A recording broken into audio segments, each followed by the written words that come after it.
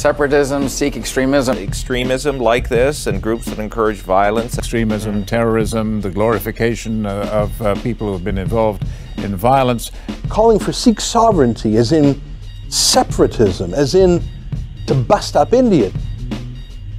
Over the last week, Canadian press outlets and broadcast stations have escalated what many Sikhs perceive as negative coverage of the community.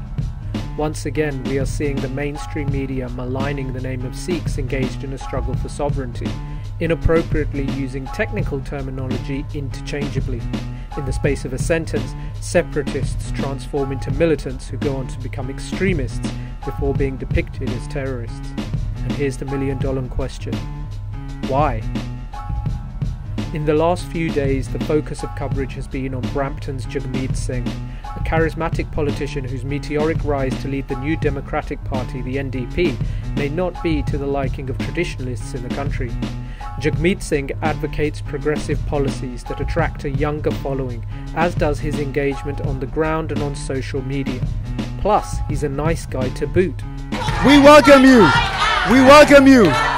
We love you! We support you and we love you! We support you, we love you! As the only non-white leader of a major political party anywhere in the West, and no stranger to speaking out against the human rights abuses of the Indian state, is raining on Jagmeet's parade the reason for the negativity we're seeing in Kenedeh? No. Jagmeet Singh is this week's target, but if we turn the clock back to a month ago, the Canadian media was incredibly critical of Prime Minister Justin Trudeau on a visit to Punjab by association of what the media called a rising tide of Sikh separatism back in Canada. Indian Prime Minister Narendra Modi snubbed Trudeau, a world away from the way he had received Israeli leader Benjamin Netanyahu just a week earlier. But whilst the media called out Trudeau back home, he ploughed ahead despite a string of controversies.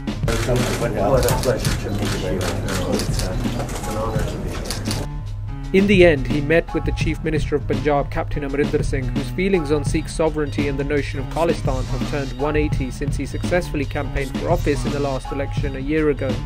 But what many newcomers to this storm might not know is that soon after he was elected as Chief Minister, Captain Amarinder Singh snubbed the Canadian Defence Minister Harjit Sajjan, who visited the Punjab last April.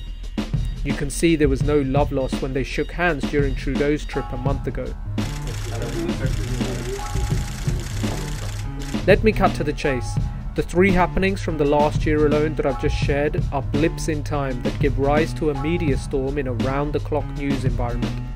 That being said, I think there is a reason for the onslaught that we have seen growing ever so gradually in recent years, not just in Canada but elsewhere around the world.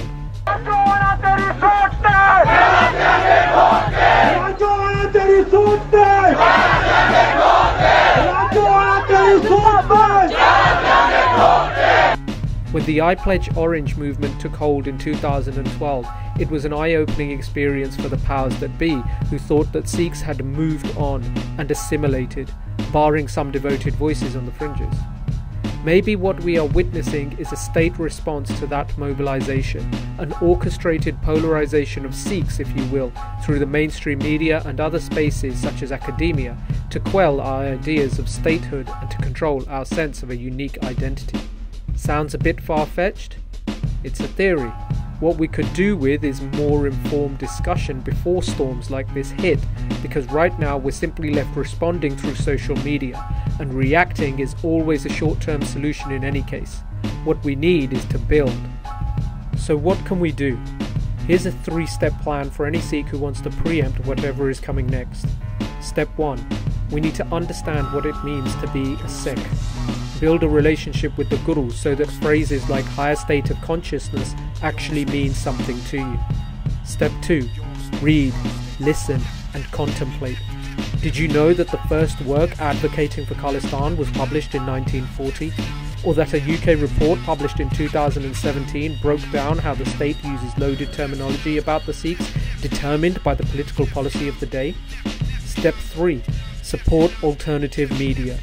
The mainstream media is no longer your only choice.